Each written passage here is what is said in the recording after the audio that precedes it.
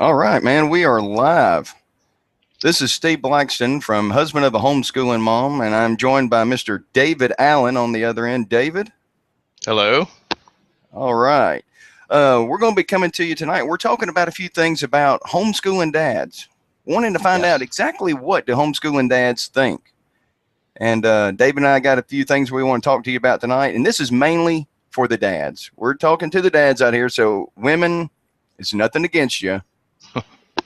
But if you got your husband there with you tonight, if you will, just step away for a little bit. Let the man have the computer by himself. It's okay. We'll keep him here.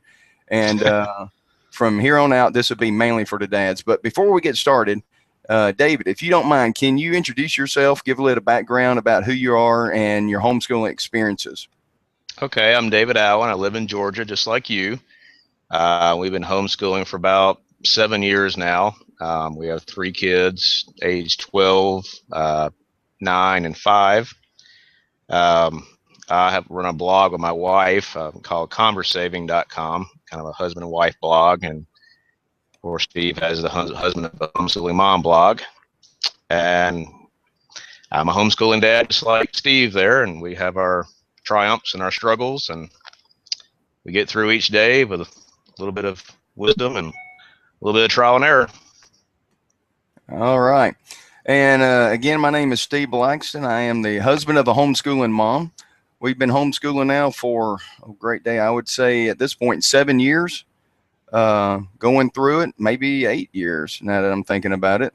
And working our way through, we got three kids. We got a about to be 13-year-old. So for Hal and Melanie Young there, I'm definitely taking your stuff to heart about raising real men. Yes. That's becoming a big thing in our house right now, and we're going through with that. Levi is coming up to be 13. I got Ethan, who just turned 11, so I'm kind of tag team right there a little bit with the boys. And then I got my little girl Ella, who is 6, so she's first grade, making her way through everything and being the drama of the house at times. And the cool thing is, David and I actually have our kids. We're pretty much at the same amount of homeschooling, the same ages. They hang out and do all kind of stuff together. So it's a pretty fun thing. We're kind of identical families. So uh, with that being said, let's jump on into it. And let me remind you guys, if there's anything any questions that you have, you can submit any questions that you want. They'll come up here on the side for us, and we'll try to answer those for you tonight as we go along in things.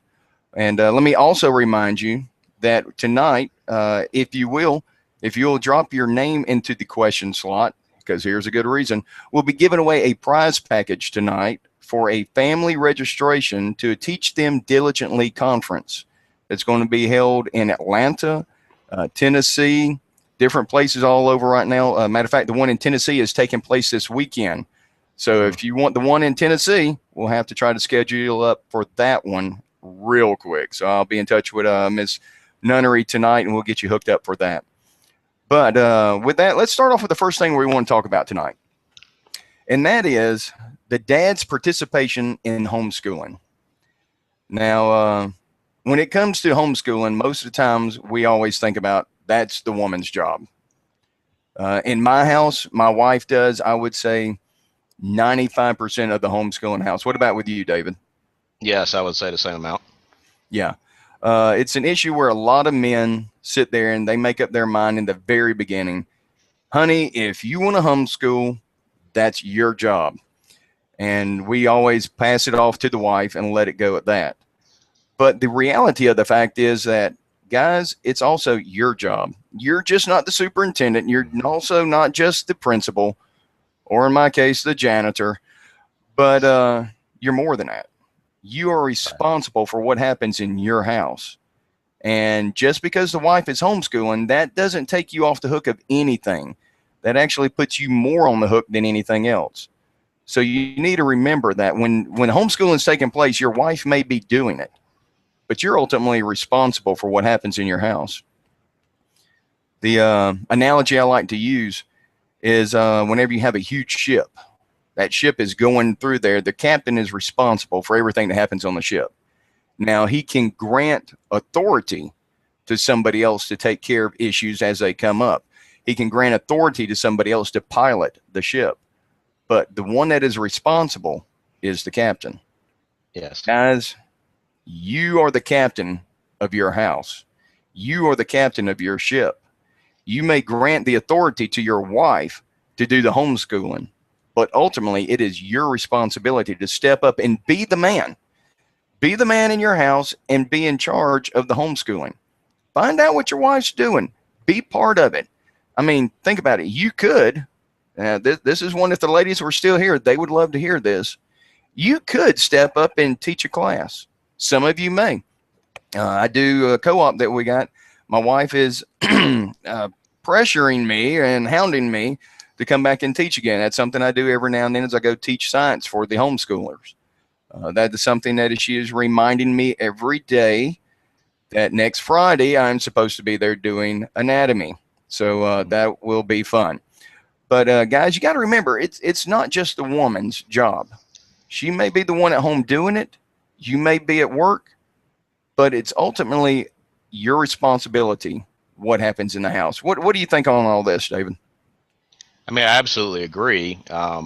You know, if our kids were ever in public school, we pulled them out because we wanted a higher standard of schooling and education for our kids. Well, the public school system has teachers, just like our wives usually are in our house, but they also have principals. And, you know, we're holding our schooling to a higher standard at home than we'd find in a public school. You can't very well go without a principal in your homeschool. So that's us, the dads, the head of the household. We're, you know, making decisions about finances and child rearing and everything else. We can't just be totally absent from the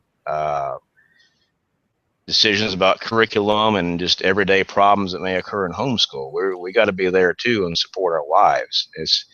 You don't go there and say, well, the homeschooling was her idea, and so I'm just going to step out of it now. It's both your ideas. You both decided to homeschool. Therefore, Absolutely. you need to be a part of it as well.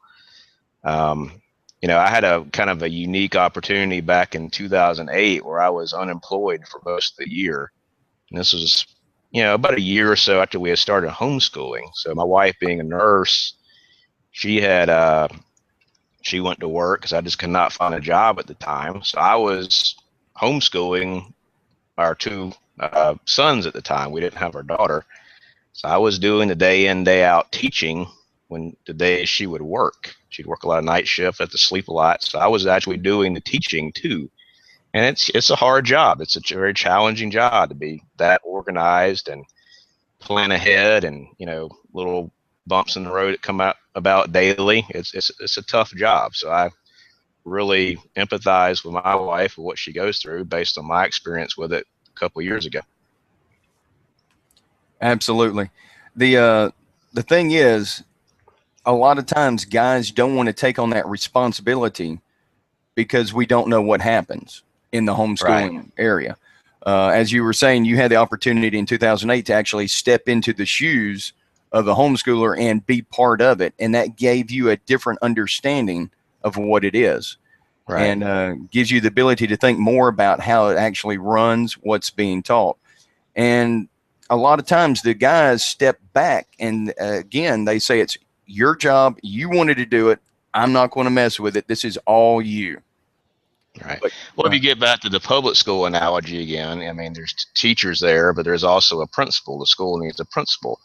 And your public school principal doesn't come to the office every day and immediately go into his office and close the door and checks out for the rest of the day and has no idea what the teachers are doing or anybody's doing. He's there making decisions to guide the teachers. He's making decisions about curriculums, things of that nature. So you can't be worse in the public school if you're deciding to homeschool by not having a principal. Very true. And let me go ahead and clarify one thing in all this. In no way are we knocking any public schools. No. I've got many friends that are in the public school system, teachers, principals, and everything. And I want to make that clear that we are not knocking any type of public schools. But, absolutely. You and I are a product of public schools. Absolutely. I came through public school at a time where it was interesting. We'll say it that way. It was interesting. Yes. Yes. But with all the issues that occur in today's world, David and I and our families have decided, like many others, to personally take the responsibility to homeschool our own children. And it's Right. nothing against the homeschool. I mean, nothing against public school systems. It was just a desire and a belief that we hold to, that we should teach our children diligently Yes. in all things, and that includes their education.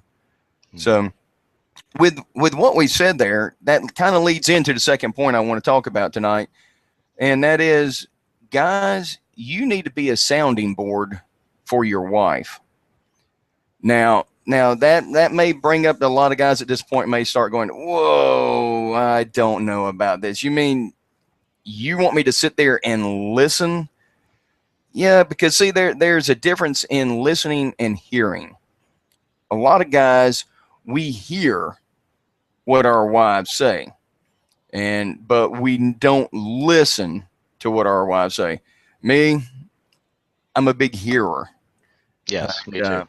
yeah, I mean that's just a fact of it. I hear a lot of things, but do I really take the time to listen? And Right. I'm sure she's going to go back and watch this at some time if she's not currently watching it now, and this will come back to haunt me one day. But the difference is, in listening, you are giving your attention to someone. You're focusing in. You're listening to what they're saying. Hearing just simply means that you have the faculty of perceiving sound. Yes. Okay, and a lot of times when the women around us start talking, we want to do more of a hearing instead of a listening, unless we're listening for one or two different things. Um, Guys are usually good about that. We listen for what we want, but then we hear the rest.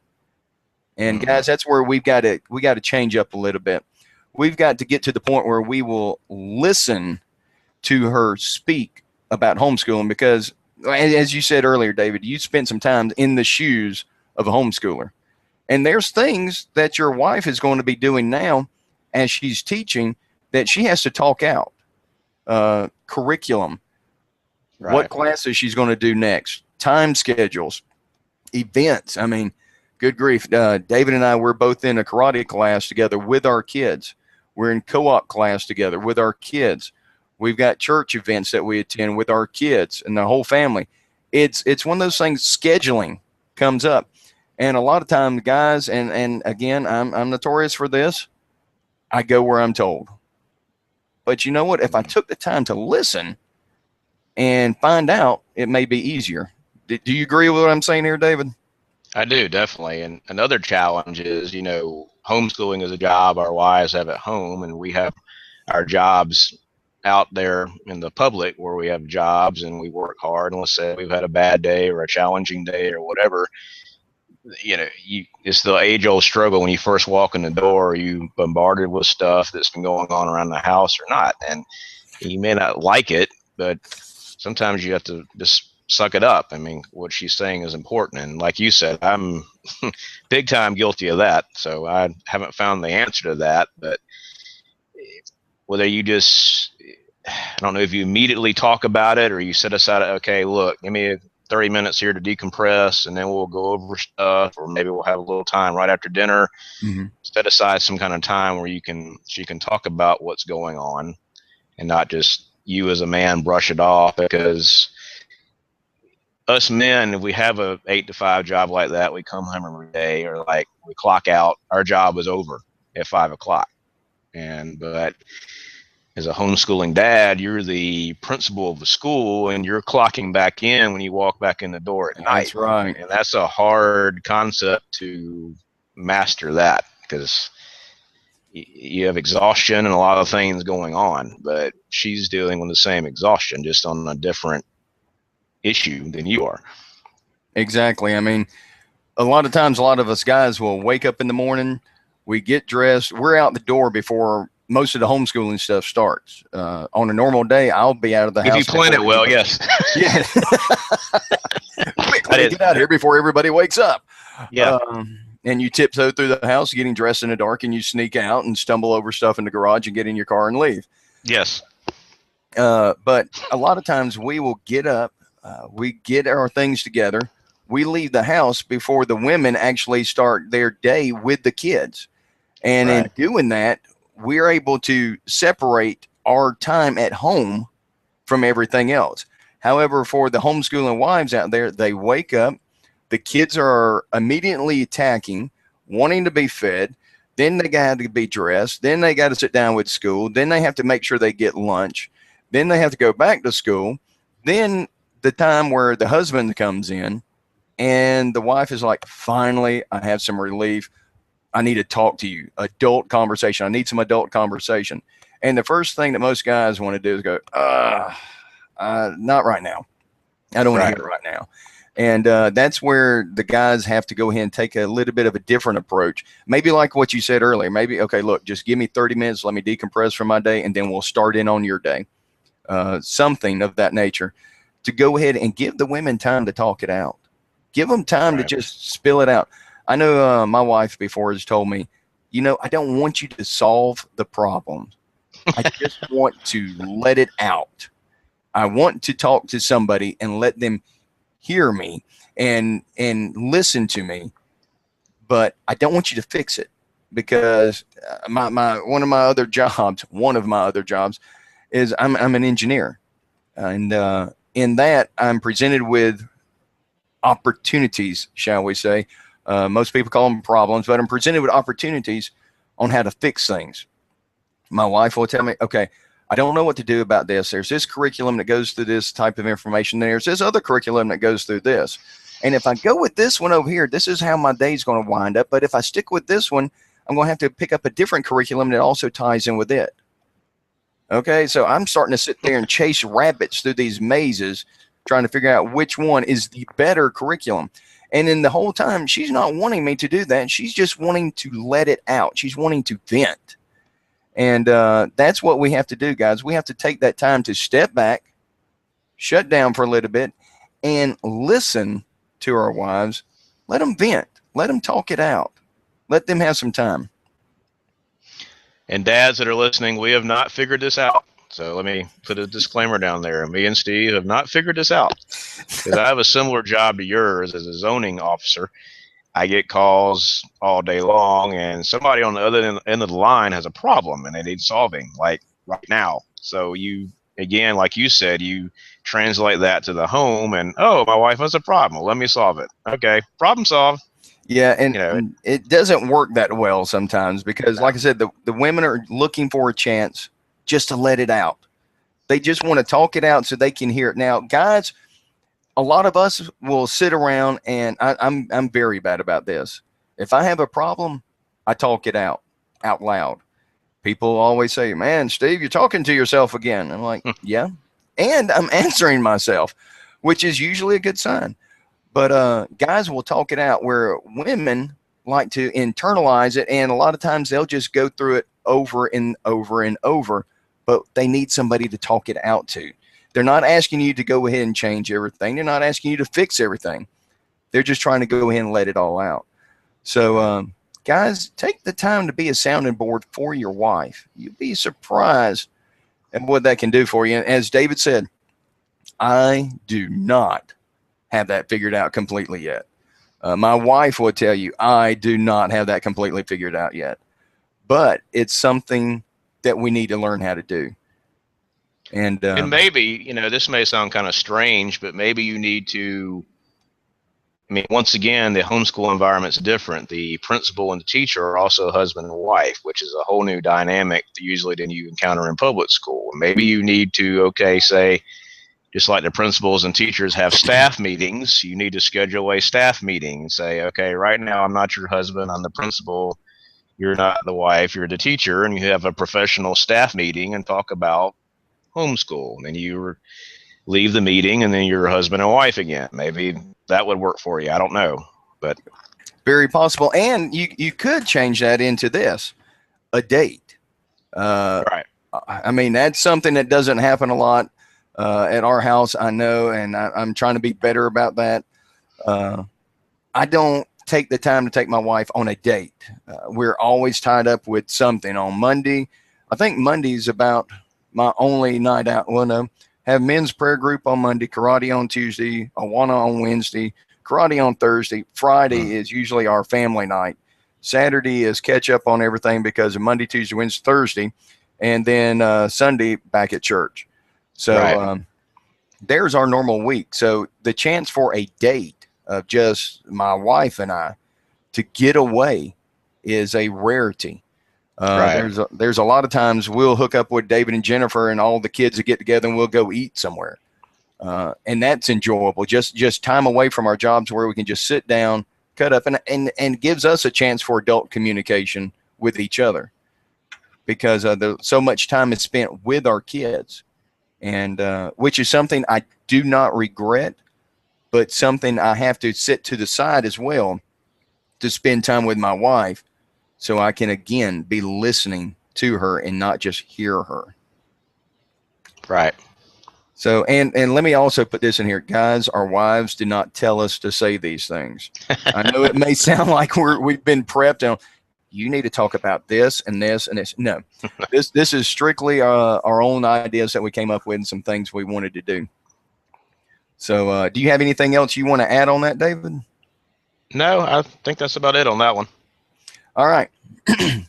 Here comes the one that may absolutely sound like our wives asked us to do. But this is something that, guys, you need to be able to do this for your wives. There are some things that the wives just need. Okay, it's that simple, and it's not you strutting through the house all the time. It's actually called a thing by the name of help. I got a short list here. It's got 7 things. 7 things your wife needs, and I was going to go over one at a time here. Are you helping your wife by letting her teach? Now you're going, but wait a minute. You're talking about homeschooling. So if you're already talking about homeschooling, evidently I'm letting my wife teach. So what's the problem? The problem is this. Do you just all of a sudden appear at the house at unannounced times and totally disrupt the schedule? Do you constantly call home? Are you making other plans that your wife is not aware of and changing things up, telling her, oh, you got to be here at this time? So the question is, are you allowing your wife to actually take the time and teach so that way she can put her full effort into it and you're not scrambling the schedule? I'm a schedule scrambler at times. I think I've gotten better at it. I'm not quite sure. She hasn't fussed at me recently. But the deal is you got to give her time to teach. Am I right on this one, David? Yeah, I agree. I try to keep my phone conversations during the day to a minimum. I try to even just keep it to a text, not an actual phone call, unless there's some big emergency of some kind. And I work 3 miles from my house, so I do come home for lunch fairly often, and that it can be a challenge sometimes, especially if they're right in the middle of something intense with school or something. I try to be invisible, but it's not always possible. Right. And that's a big thing. Right now, I'm blessed by having the ability to telework, which can be a blessing and a hassle at sometimes because I'm just located right upstairs. And in being able to be right upstairs, a lot of times the kids will come up or the wife will come up, and sometimes she'll come up just for a break. She's just like, let me get away for about 5 minutes. That's all I need. Don't tell them I'm up here. And but we need to be able to allow our wives to teach. Now, the second thing I have here is that she is a homeschooling mom, not superwoman. Yes. Guys, every now and then you may have to help in or step in and help her out with the dishes. Maybe do dinner. There's an idea. Maybe sweep. Do a little bit of the laundry. She's been at home all day with the kids. She's been taking care of the meals, taking care of the kids, taking care of the education, taking care of everything else that's happening in the house while you are gone at your office or your construction place or wherever it is you're working. She's there by herself with the kids. When you come home, it's like David said earlier, you don't check out at your first job and come home to sit down in the recliner and just chill. You're coming home to check into your second job. And that's actually what it is. You're dad. Yeah, that's a job that never quits. That's your primary job as the dad and the husband. The job that you go away to in the morning and come home from in the afternoon, that's your secondary job. Your primary job is that of a dad and a father and a husband. And we need to remember that. A lot of times we put that to the side and expect that when we come home, the wife is just going to all of a sudden turn to us and serve us. That's not the way it's meant to be. She's a help meet to be there with you and help you, and you to help her.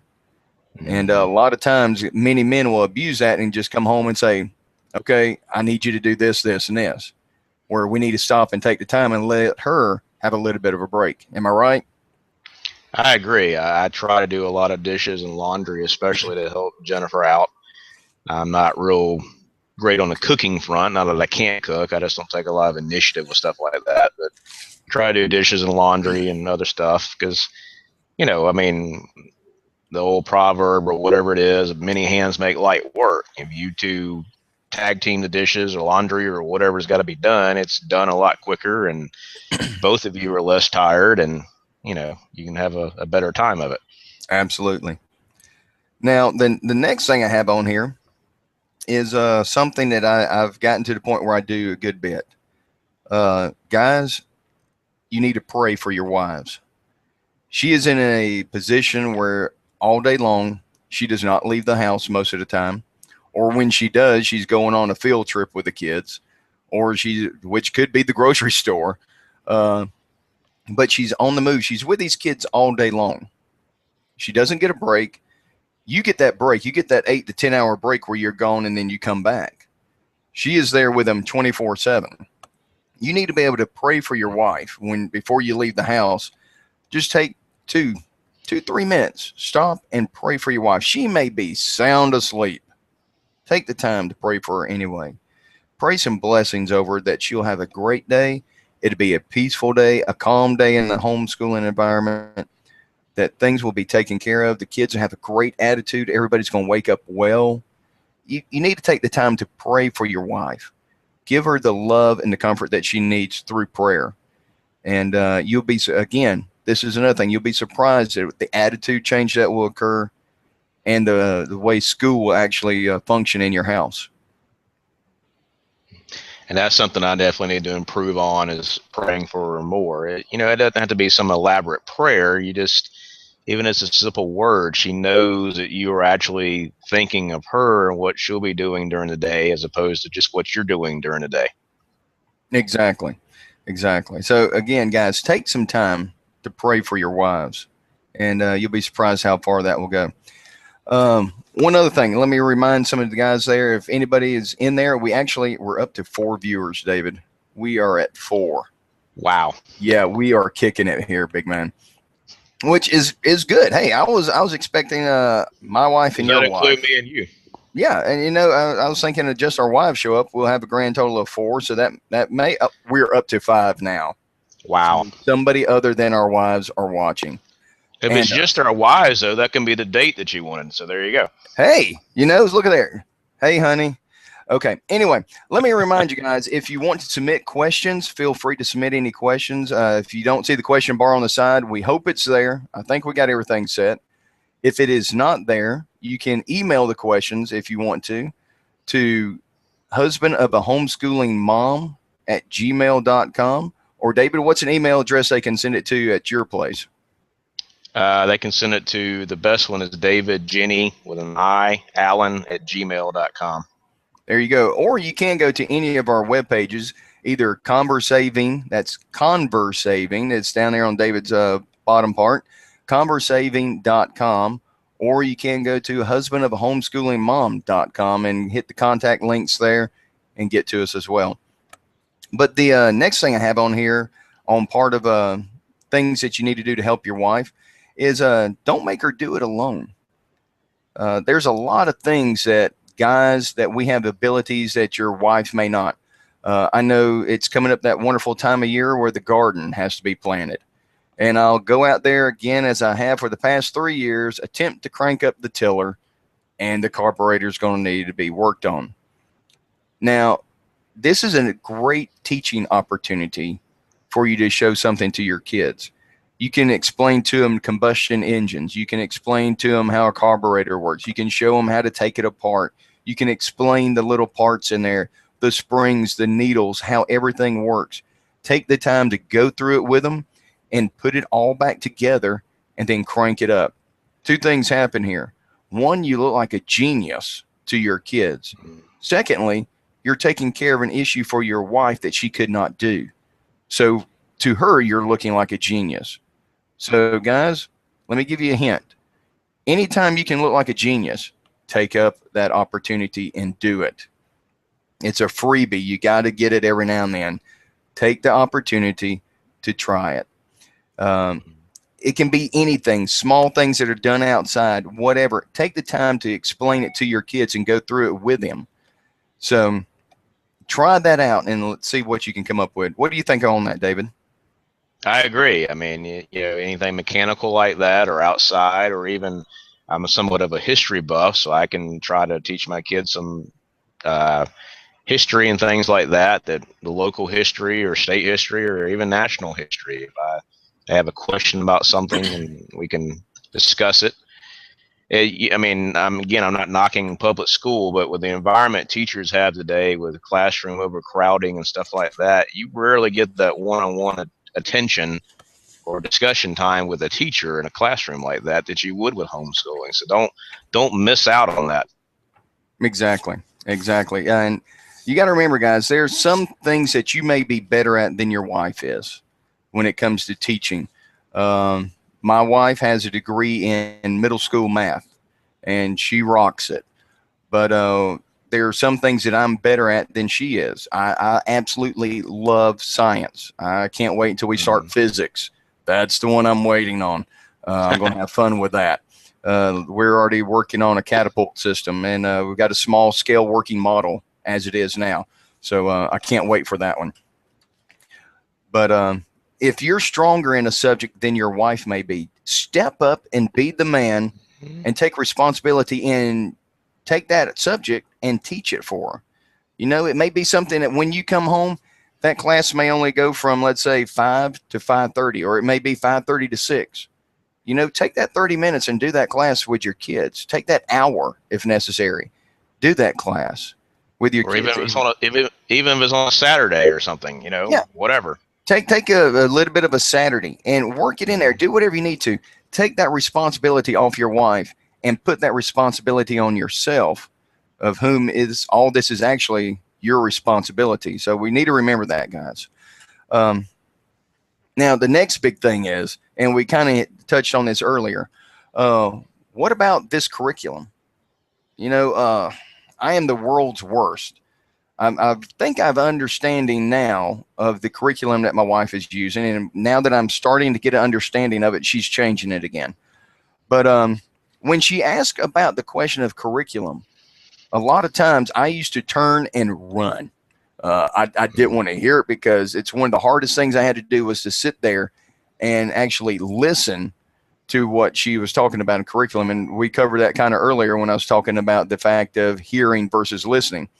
Now, my wife, she loves to go into extreme detail. David, I don't know how at times Jenny can be that way, can't she? Yes, very much. Yeah. Some women love to get into the infinite detail of how many pages there are, how many weeks it will last, how many hours a day. If they do it this way, it's going to take 4 days a week, or if they do it this way, it takes 5 days a week. And how many pages are in the book, and if they break it down, how many pages they have to do a day. I don't care. That used to be my thought on it. And I would express it that way. Honey, whatever you want to do. But it goes back to what I was saying earlier. Are we listening or are we hearing?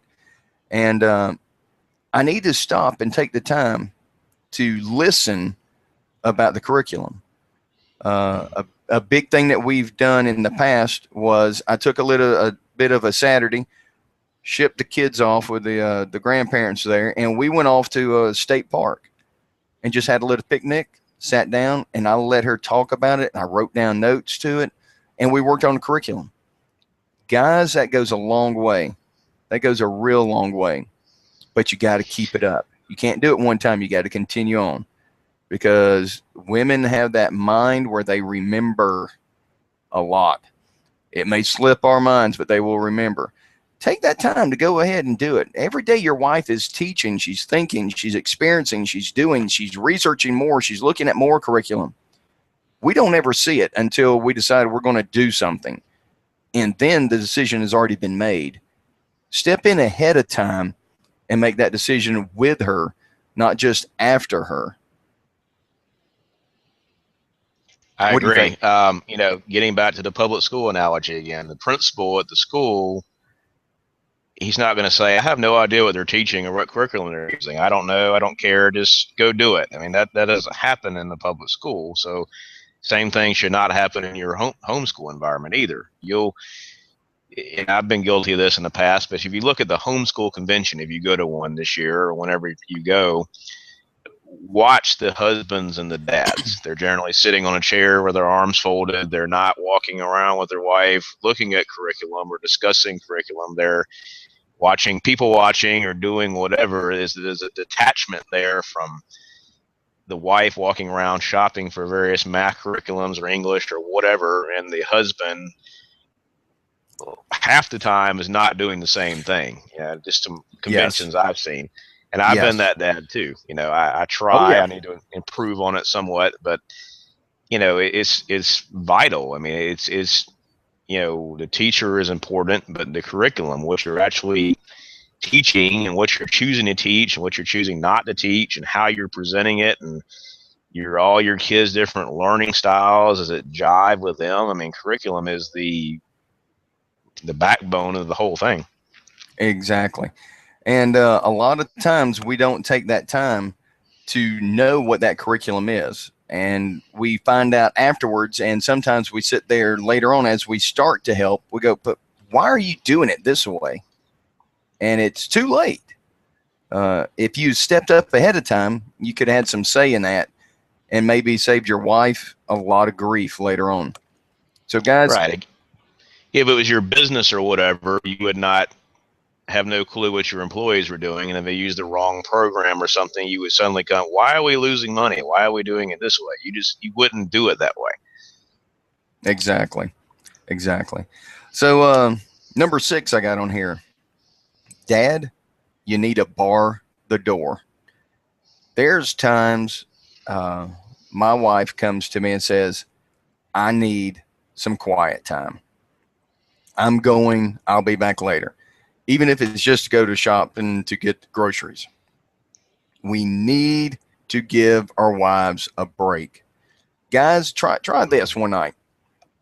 Come home with dinner. Okay? Come home with dinner. Feed everybody. Clean up afterwards. And tell your wife to go. Tell her to go in. If she wants to, go jump in the tub. Get her favorite book. Get her little bath salts, whatever it is she puts in there. Kick back and just relax. Give your wife some alone time. Just give them some time to get away, not think about curriculum, not think about kids, not think about you, not think about anything, but just some time to sit down and relax. That's something that a lot of times the wives don't get because, as I said earlier, we sneak out in the morning. And when we come back in the afternoon, now they have all the kids plus us they're dealing with. Give your wife a break. Let her go. Let her go out and shop. And I know our wives, once a month, every third Monday, they go out to mom's meeting with our homeschool group. And that has turned out to be a great thing. It gives the homeschooling moms a chance to get away. All of them get together and some of them, they chit chat. And of course, our wives say, I'll be home at 9:30. And we've both had our wives coming in at like 11 o'clock. Yeah. And but that's okay. They're enjoying themselves. They're interacting with other homeschool moms, and that's good.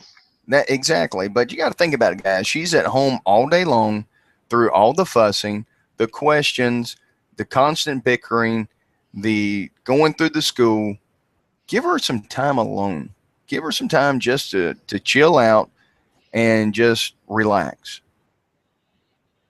Okay. With homeschooling, we try to roughly go along with the public schools in terms of a fall break, winter break, spring break, things of that nature. But what separates the homeschooling environment out is, the public school teachers are away from those kids during those breaks. Well, you're homeschooling, obviously they're your kids, you're still not away from them. So you got the same students, kids, the same people around you all the time. So they just need a little separation break once in a while. No offense to the family, but they need that break for a while, as you said. Absolutely, because after you've been with somebody like that in the close proximity all day long, you got to have that break to get a bit of a relief. And as you said, it's nothing against anybody in the family. However, you still need a little bit of a break in there. So the next thing I'm looking at, unless you have anything else you want to add to that, David. No, I'm good. Okay. Schedule. This is the last thing I got on here is scheduling. Help your wife schedule. As I was talking earlier, we got 4-H, we got co-op, we got karate, we got church, we got the weekend stuff that goes on. Take some time to help your wife schedule what goes on in the homeschooling. Take the time to find out what her daily activities may be, what the kids' activities may be. Find out what you can do to help take a burden off of her in homeschooling. And in doing that, you're going to help out your kids, you're going to help out your wife, and you ultimately will help out what happens in your house. Because dads, again, you're responsible for what goes on. So you need to know, if you're the captain of that ship, the captain's going to know when everybody takes their shift, what they're doing at their shift, what's going to be happening on that ship. It is your responsibility to know these things. What do you think, David? I agree. I mean, you got to have a captain of a ship. They got to know each working part and who's doing what and when they're doing it. It's got to be that way. Exactly. You got to remember, guys, that your wife is there and she's doing this in a lot of instances, and you got to show her the love. It's just not a thing you come in, you go by every day and say, hey, I appreciate you doing that, babe. Have a good day. And keep going. Take the time to actually become more involved in the homeschooling environment, and take the time to appreciate your wife. Okay. David, we actually have a question, and Yes. I'll let you guess who sent in the question. Jenny Allen. That sounds very familiar. I've heard that name somewhere, but I can't quite place it. Anyway, the question is, what can the kids do to help their parents? That's a very good question. We go through this a lot at our house. With the kids being in the same environment, and they can't just mess up a schoolroom and go home as their home too. There's a lot of chores and things need to be done. And there needs to be some time set aside during the day to do that, which means you need to be efficient at your schoolwork so you're not doing chores at 10 o'clock at night. But Amen. the main thing kids can do, and we all struggle with this because, like I said, you're not a perfect homeschool environment, and neither is mine, but the attitudes the kids have,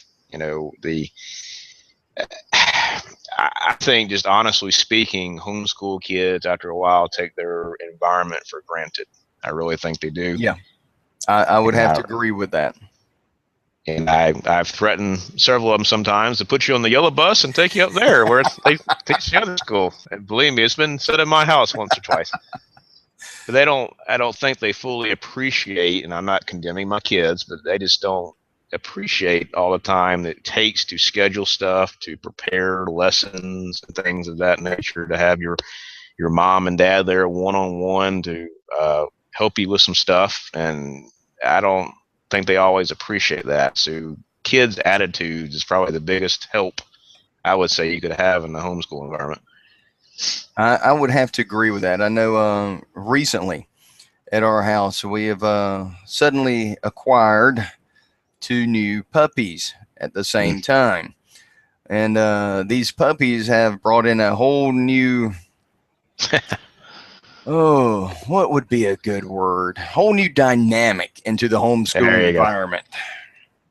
To the point where they have to go out constantly to make sure we don't have accidents all in the house.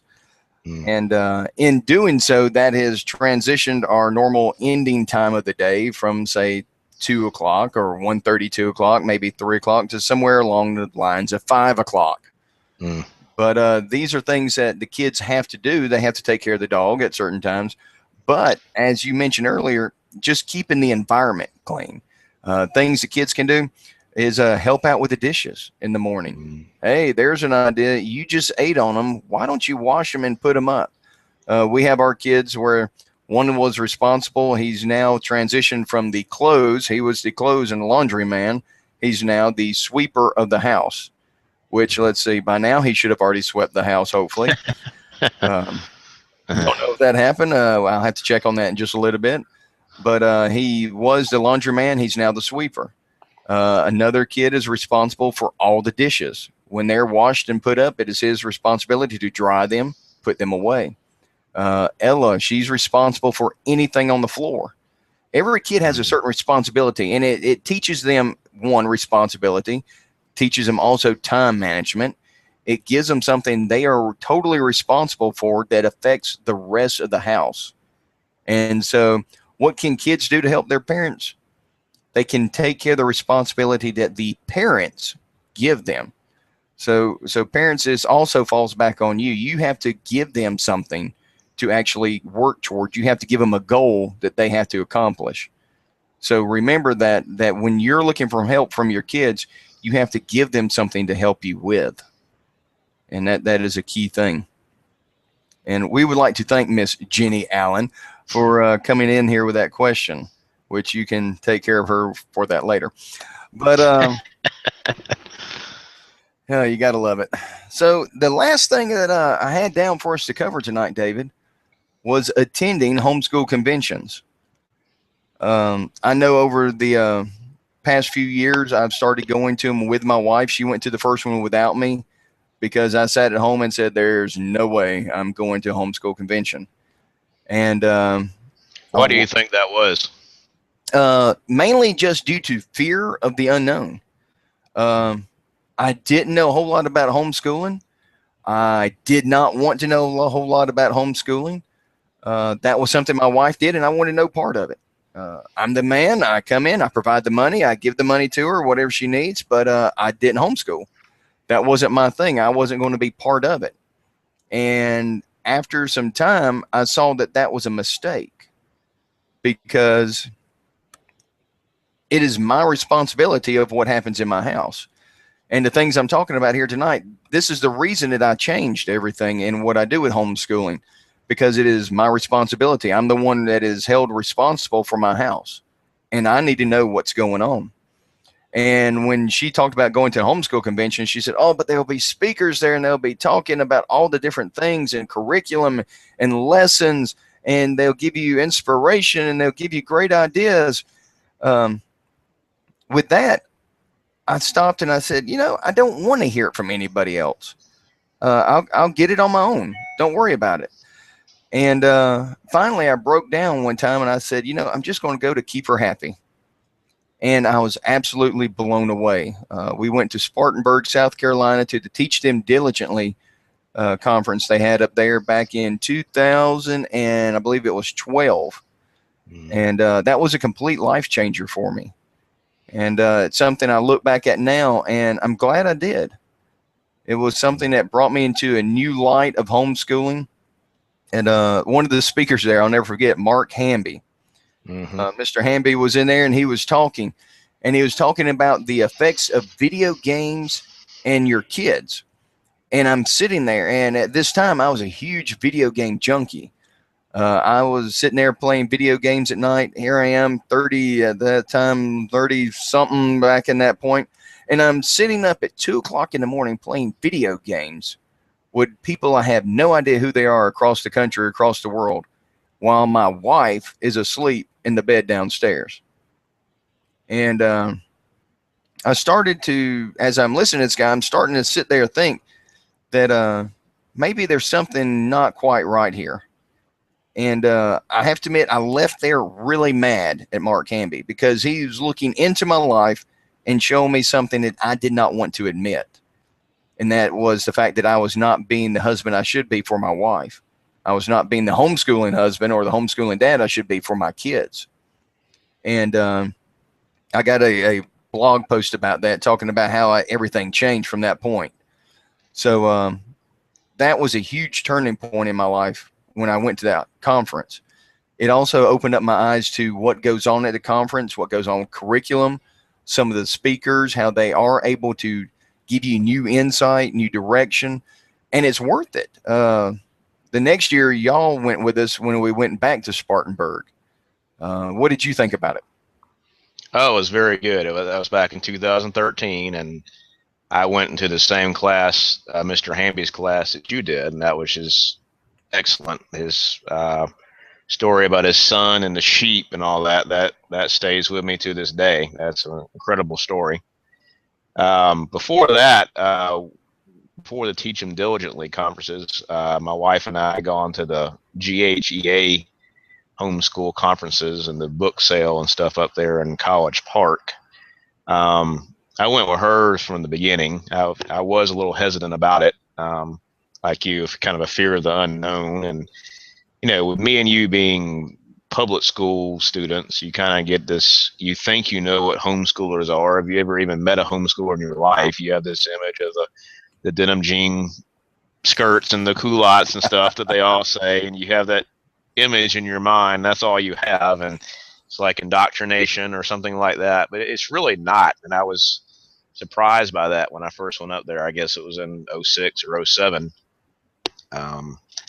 There's like I said, a used book sale up there. I helped my wife out by scouting out books and stuff, but then I started to go to some of the speakers as well, and I was just really impressed with their heart and their knowledge. And I guess I didn't think, it was almost like recaptured a lost innocence or something. I didn't think people like that were still around. I guess you get in public school and the workforce and all that, you get kind of jaded about what people are like everywhere. And there's actually still a group of people out there that are, you know, trying to maintain this innocence and this morality and these ethics. And I was just surprised that still existed.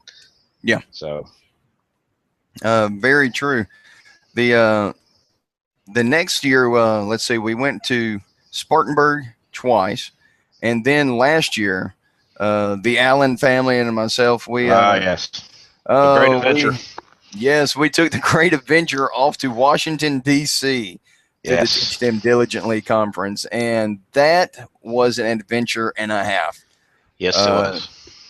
2 van loads going north, making a drive from here. We stopped at Mount Airy, North Carolina, to the home of Andy Griffith. And who was the other thing we went to see while we were there? This was the Siamese twins, Chang and Ian Bunker, who lived back in the 1800s. And again, this is only something you will study in homeschool environment. I promise you. We'll not hear of these people in the public school environment. And we studied them as well as the Andy Griffith show in Mount Airy, North Carolina. There you go. It was a something I've always wanted to see, the town of where Mayberry came from, and it was interesting. Of course, David comes up with these sideline things of the Siamese twins, and we also got to go through that. But then we made it up to Washington D.C. Had a great time up there at the convention, and then we was actually able to take about a 4-day tour of D.C. And that was our double reason for going up there. Normally we don't go that far to the conferences, but all the rich history up there, and none of our kids had ever seen it. I mean, you really have to go up there at some point in your life, possibly even 2 or 3 times, because you can't see it all in one time. I mean, there's just so much. The Revolutionary War, Civil War, the government, the Smithsonian's. I mean, it's just rich with history, and any public school or homeschool or anybody has got to go up there and see their nation's history. Absolutely. It was a trip of a lifetime. And we kind of did a whirlwind tour of it. There's one day we left from Arlington and made the walk all the way up to the Capitol. And that was a day that the kids fell asleep. Some of them did, that we were pushing in strollers. The rest of them were complaining they were hungry, and the wives were starting to get ill because we had not ate yet. Yes. We learned some other lessons on patience and how much our wives and kids can take that time. Yes, we did. Yes, that was always great. But this year, we will be going to the Teach Them Diligently conference here in Atlanta, Georgia, which is only about an hour away from us. Yes. Yeah. Things will be much better this year, and we won't have to be worrying about all the traffic and the issues with getting there.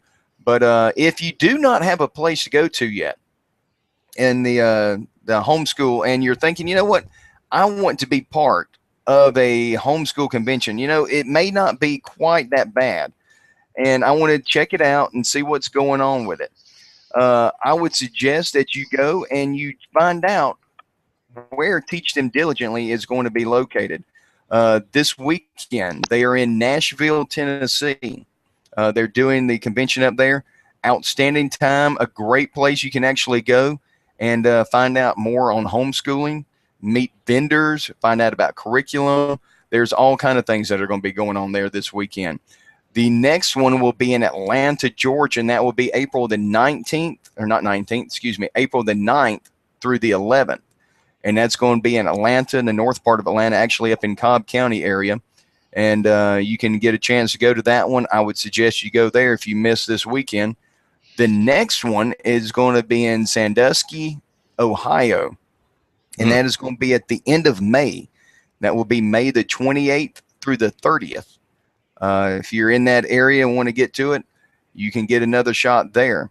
The last one will be in Dallas, Texas, from July the 16th through the 18th. There's a wonderful time of year to be in Texas. I think it gets a little hot at that time. Just a little bit. Yeah, just a little bit. You can make it out to Texas at that time. July the 16th through the 18th, they'll be in the Dallas, Texas area. Now, you're wondering, okay, you know, we're going to this thing. What kind of speakers are going to be there? Well, one of the great things that you get when you go to this is, guys, this is strictly for you. You can sign up for the men's breakfast. It is absolutely awesome. I've been to it now 3 years in a row, and it has been absolutely wonderful each time. It's a time for just the men to get together. They have a speaker. This year, the speakers, excuse me, are going to be David and Jason Benham. These are the guys that had their own talk show, not own talk show, but had their own show on TV, and now they're going to be speaking at the Teach Them Diligently conference for the men's breakfast. A very good opportunity for you to come find out some more stuff about them. They're also going to be, everything's being supplied, if I'm not mistaken, this year by the Shelby Kennedy Foundation, food and whatnot.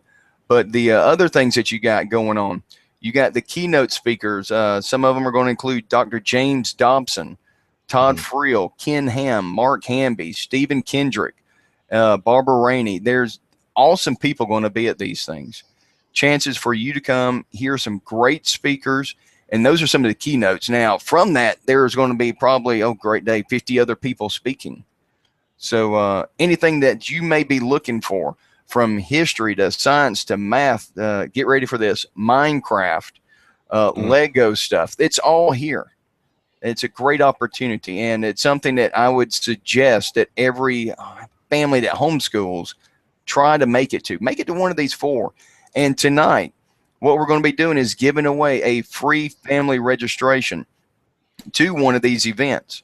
And so what we're going to need you to do is email your suggestion. Well, not, yeah, email your suggestion in on what the next podcast that we do could be about to husbandofahomeschoolingmom@gmail.com. David and I will go through there and we'll look at those submissions and find good ones out of there.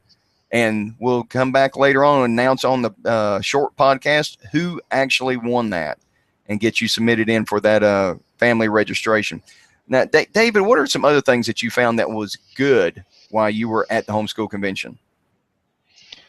Well, there's just, again, I was just surprised and impressed by the variety of people there. I mean, there's people from all walks of life. It's not necessarily a religious thing. It's other people wanting to homeschool as well for non-religious reasons. It's just an incredible variety of people there. It's not, they don't all look the same, think the same, believe the same.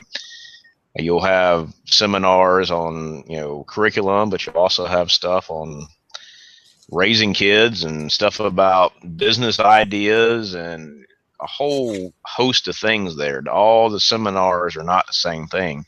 In fact, you may have trouble sometimes choosing one. There may be two of them you're interested in at the same Exactly. time or something. That's a common problem. So, But one of the great things they have for that is if you do have conflicts there, let's say you want to go hear this one speaker, but there's another one that you're really dying to go hear. They have audio of each one of the speakers. yes. So before you leave there, you can go ahead and turn in your request, and you can get everybody that spoke at the convention on CD or MP3 files that can be downloaded to your computer for later on. So just because you can't make it to every speaker, it's okay. They've got that covered, and you can get that information later on. Right. Before we go, I've got a question that's come in from James and Jenny Clem, who are listening to us from their smartphone. The question, David, is how do you teach kids social etiquette when they have so much freedom with their behavior in the homeschooling environment? It's a good question. Yes, that's one that That's such a good question, and I think you should answer it, Steve. Thanks, David. Hey, no problem. That's one that I deal with a lot at our house. One of my deals are the kids love to sit on their knees or sit up in a chair or lay over at the table while we're eating.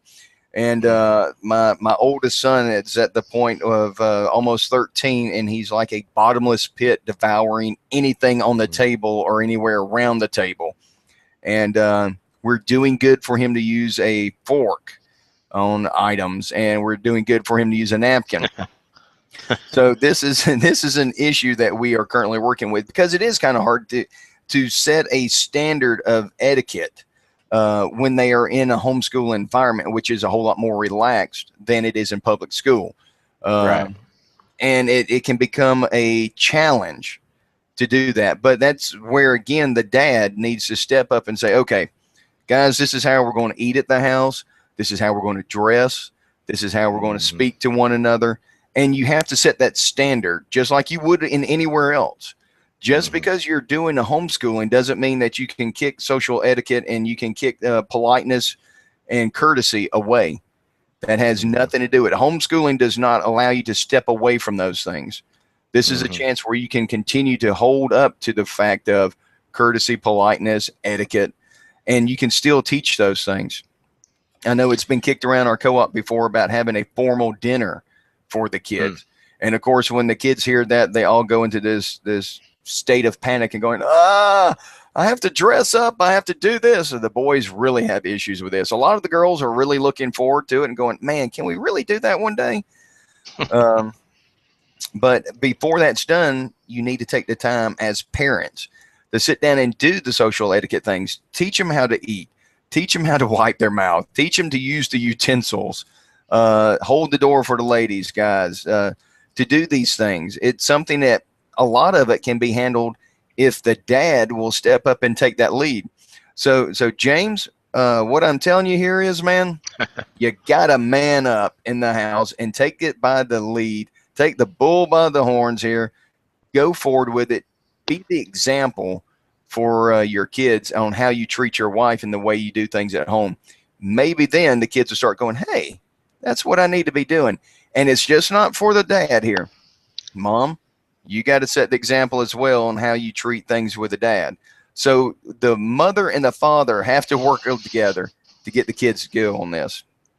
And I think what you mentioned about a co-op is, in case people are not familiar with that, we have a homeschool co-op where once every 2 weeks, the homeschool families get together and teach various classes. And that's a great way to teach that as well in a group setting. You know, we're not just all individual all the time. We do interact with other people in the homeschool community and other groups as well. So you could certainly, I think that's a wonderful idea to have an etiquette class. I would personally like to put my 2 sons in that very quickly and get an etiquette class going.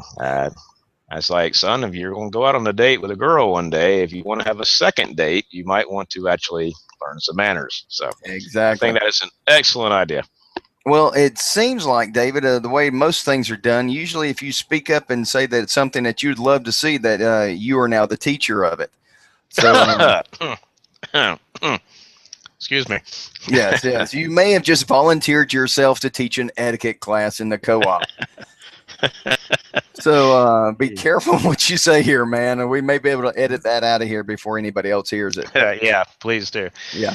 But do you have anything else you'd like to cover on this tonight before we wrap it up? I think we've actually gone over an hour. We were hoping that we could go 30 minutes, but we've actually gone an hour now. Is Yeah, there anything else you would like to say before we wrap up? I would just like to encourage, if there's homeschooling dads out there that feel like they have no voice or they can't contribute anything to homeschooling, then that's wrong. You have a lot to contribute with it. You're not alone. You have us two. If nothing else, you have us two on a podcast to talk to. There's that thing about SETI. Are you familiar with that? The SETI program where they Yes. put the satellites, point them to the sky, and search for extraterrestrial intelligence. Well, we're kind of doing this now with this podcast. We're pointing the satellite toward the Earth, and we're searching for other dads out there, other homeschooling dads to contribute to this thing and lend their voices and hopefully have a stronger voice with their family. So if you're out there, dads, we know you're out there somewhere, please phone home and contact us, and we can have another podcast or 2 or 3 or more and have an actual conversation about homeschooling. It's not just for women, it's for dads and fathers too. So Absolutely. And to reiterate what David's saying there's got to be more homeschooling dads out there than just the two of us that have questions about homeschooling, how it should be run, what goes on, the aggravations, the hassles that take place. There's some things that we've been asked to discuss that have been rather poignant, straight to the point. And that's some things we're looking at discussing next time. We weren't going to come out here with a hammer and a baseball bat and start beating up anybody on the first one. But if you have questions that you would like answered, things that you want to hear discussed, hear if other people have that same opinion, please write to us. We'll have the links up here on our webpage after a while. We'll have that set up on the Google Plus page. We'll put them out on our own pages on www.conversaving.com and on husbandofahomeschoolingmom.com. There's got to be more dads out there that got questions. And if so, we would love to have you contact us so we can discuss those again next time. But with that, go ahead. We're planning on having another one of these in April for sure, and May as well. So this is going to be a continuing thing. Absolutely. We're at least going to go for 3. We'll see what happens at the end of 3. You at least got to give something 3 tries to see if it's going to work. That's right. Do 1, let's see, we maxed out tonight, I think, at 6 viewers. So we'll see how it goes on the YouTube world and see if things pick up from there. But we will be coming back next month, and we look forward to seeing you then. But from myself at husbandofahomeschoolingmom.com, I thank you for joining us. And David, I'll let you go ahead and sign us out, man. Okay. Well, I'm David Allen from conversaving.com, and I thoroughly enjoyed this tonight. I enjoyed the discussion with another homeschooling dad, and hope we can, this is the start of something good. So I appreciate everybody listening tonight, and we will sign out. All right. Have a good one.